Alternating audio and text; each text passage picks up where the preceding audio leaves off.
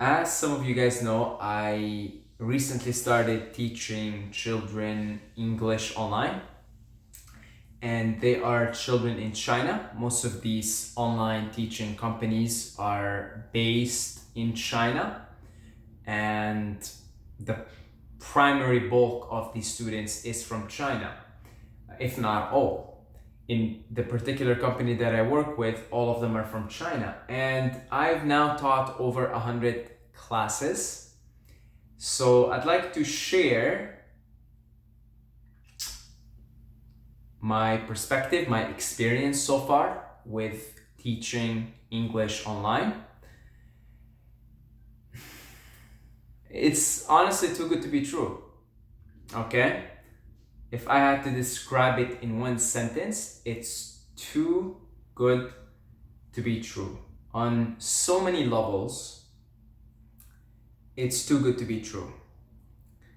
I talked previously about the infinite amount of pros that come with such type of work. The most obvious one is the location independency, that you could work from anywhere. And this is what is allowing me to pursue this upcoming new phase of my life where I essentially become a digital nomad. And the first destination, which is in 3.5 months from now, that's coming up soon, is Thailand. So I want to specifically speak about the children, okay? Because the children that I teach are between ages 5 to 12, okay? So they're on the younger side, and I have really, really, really been enjoying working with children. See, I have a reputation in my extended family, and my extended family is, I have at least, this is no exaggeration, okay? At least, this is the bare minimum, 80 cousins on my dad's side. More by now, probably, because every year a new head pops up. Okay, at least one or two every year pop up. Because now my cousins got married and they're having their own babies, so they're sort of second cousins. Oh, if you're gonna count my second cousins now, they're well over 100. So I have my dad is one of 12. So I grew up around kids, and I have a reputation in my extended family on my dad's side to be very good with children, because I do like children. And whenever I go back and visit, every time we go to visit the family, I'm like, okay, you adults do your thing. Okay, I got, you do your thing, you do your polite thing and your politics and whatever. I'm just gonna go play with the kids. And I always just hang around with the adults for 5 minutes, and then I'm there for the next hour and a half playing with the kids until the visit's over, pretty much. Okay? And so I've always liked children. I like the company of children because they are as pure as you're gonna get to the source, and then they stray away in purity as they get older and as they become adults. And this is the interesting thing that I noticed about children. They are absolutely versatile. Every time I have a class and a new student, I'm saying, spin the wheel. Let's see. You never know, because they're so different in variation, in expression. Whereas when it comes with adults, honestly, there's like templates, okay? There's honestly templates, and it depends on which culture you're in. So for example, I live in Canada, so let's say I live in the North American culture, the North American software, and I can tell you there is about only no more than 10 templates of adults. And almost every adult you meet, you could fit in one of the templates.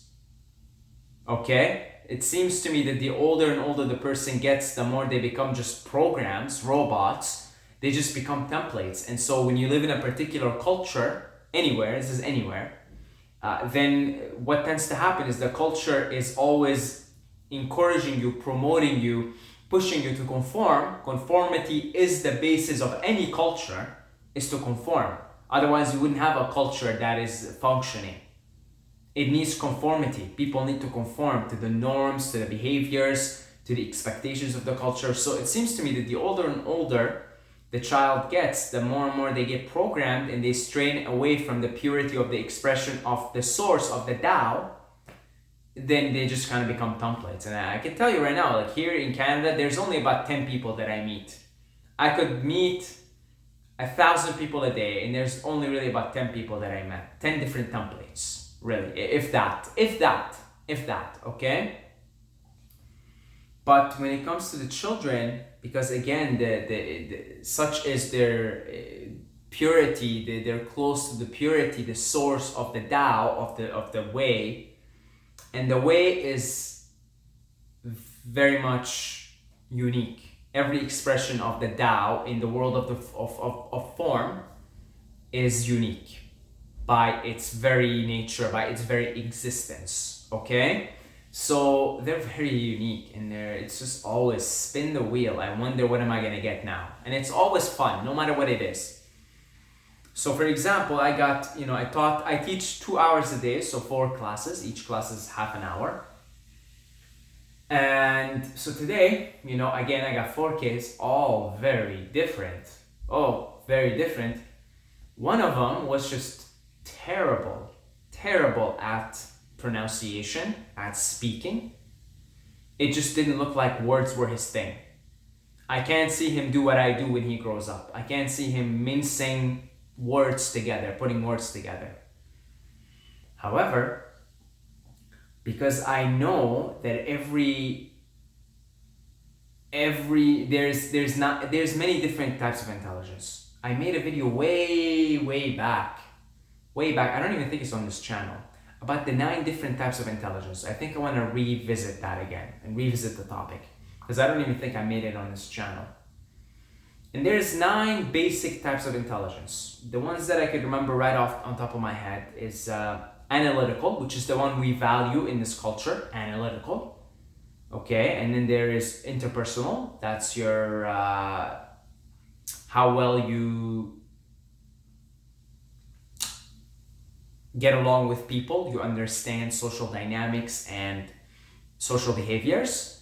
There is musical intelligence. There is artistic intelligence, visual intelligence. So your visual ability, artistic ability. And then there's also nature intelligence. This is just, this is like somebody who grew up in a tribe, They see and hear things in nature. You civilized people, me, civilized person, would never be able to comprehend. And so there's about 9 of them, basic ones, probably way more really. And so because I understand, okay, I kind of right away got the vibe, or get the knowledge, I could just sense it right away, that this is not a words type person. But I quickly found out that he's very good with his visuals.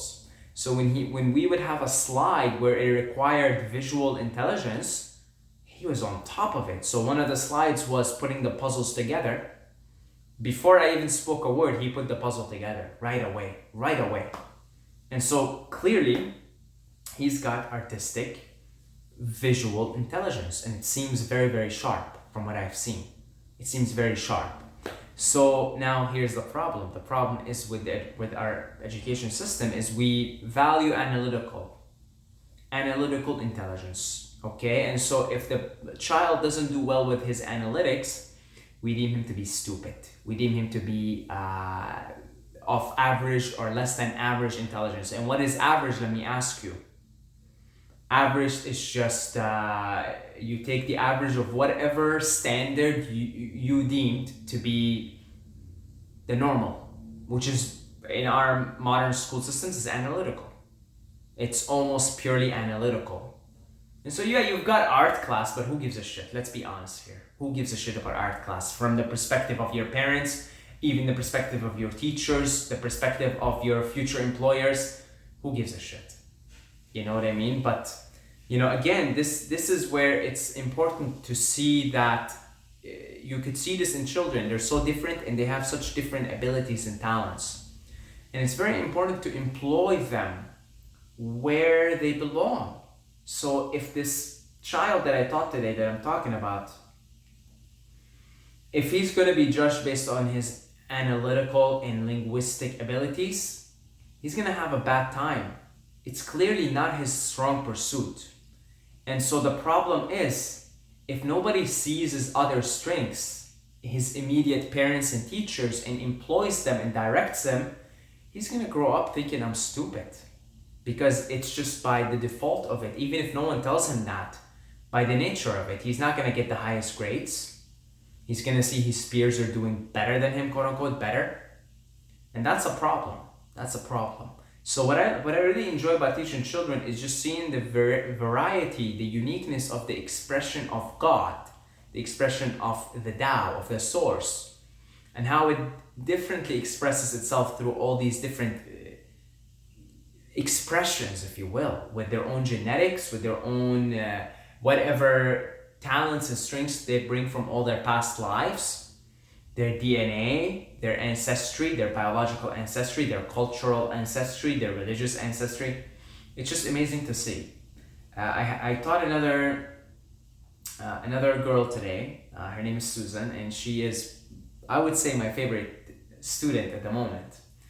And she's unbelievable. She is, now this is one of those really rare individuals that is very much multi-talented. She is multi-talented. She speaks very good English. And she's only 8, I think. She speaks very good English, very clear. And she's very artistic, and she's funny, and she's silly. And I really like her. She really likes me. And so we always have fun. And so she was the last student that I taught, and I cried after, because I sensed the love between us. I sensed it's just love. The best thing I could tell you is love. And she sent me a gift card because this is, I think, the 3rd class that I taught her. But right after, we really got along right after the 1st class, and she sent me a gift, like an e-gift thing.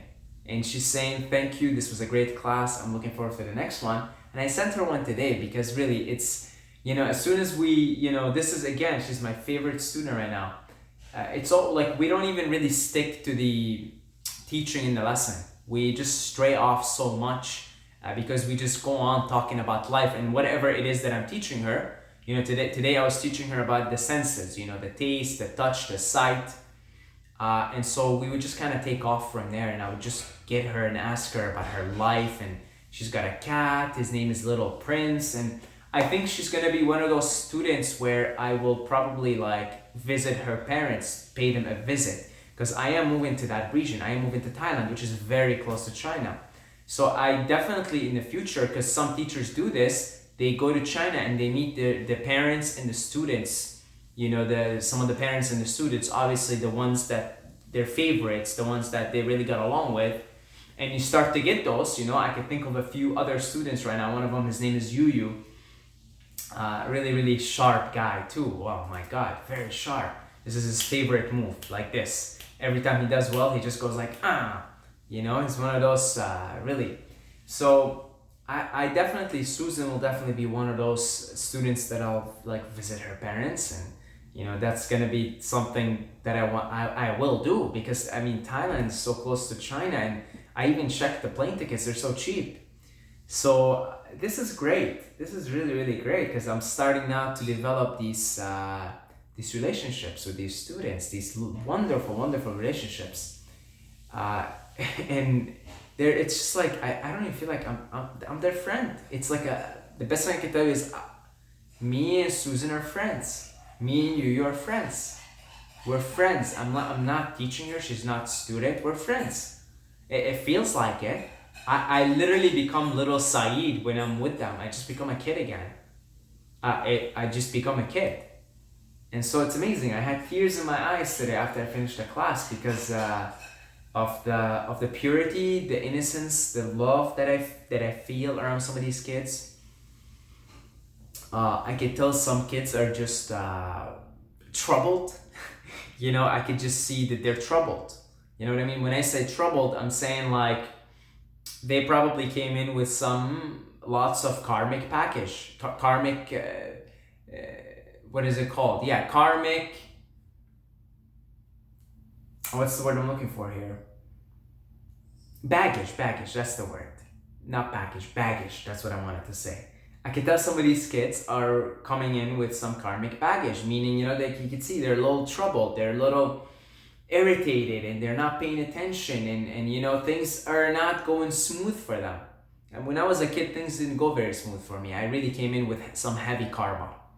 I really came in with some heavy karmic baggage, okay? And I can tell some of these kids, and then I can tell some of the other kids, like Susan, like you, like a guy that I thought yesterday, his name is Rezin. He's just hilarious. I'll tell you about him in a second.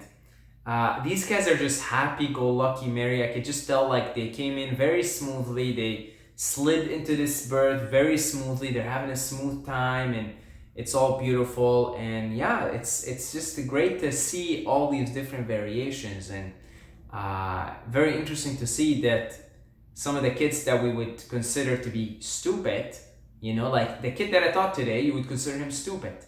He could barely pronounce, could barely say anything, but I'm telling you, when it came to his visual abilities, like when it came to the puzzle slides, he just put them together like this, like that, and he starts to get happy and have a smile. And so I try to capitalize on that. I try to see what excites each child, and I try to move down that road, because a lot of the children are not very excited, and a lot of them are overworked, because school is a big thing in China, and parents want their children to be educated. That's the big thing in China, and so a lot of them are overworked also. A lot of them are overworked. But then again, you get those students that, yeah, they may be overworked, but they're having fun. Like, I taught a guy, his name is Rezin. He's 8 years old. He's really chubby, fat, okay? Cute. Oh my God, he's so cute. And he's crazy. He does Kung Fu. And I was teaching him about feelings. So sad, happy, angry. So when I said angry, he starts to go like, angry, and he starts to go like almost Super Saiyan. And then we say happy, and then he starts to laugh like, ha ha ha, happy, and he starts to jump around. And he's like, again, this chubby, fat, like, I asked him, what do you like to eat? He's like, a McDonald's. He loves McDonald's, he loves Kentucky, okay? And he's just, wow, like, he's just happy-go-lucky. Is like when we turned on the class yesterday, he was with his sister, and they were tickling each other and laughing and just going on laughing tantrums. So again, you see this, like, all the children are worked up, but you just see how different they all react to it. And I really think a lot of it has to do with your karma and your past lives, and what did you come with here, and what kind of karma brought you here, what kind of desires, what is it that's brought you here? I really think so, because take it from me, all these kids are overworked. So you see a lot of them are overworked, and it's the end of the day, because it's nighttime in China, right? It's the end of the day, but yet they all seem to have a different response. They all seem to have a different response. They all seem to have different talents, different abilities, different strengths. It's really amazing to see.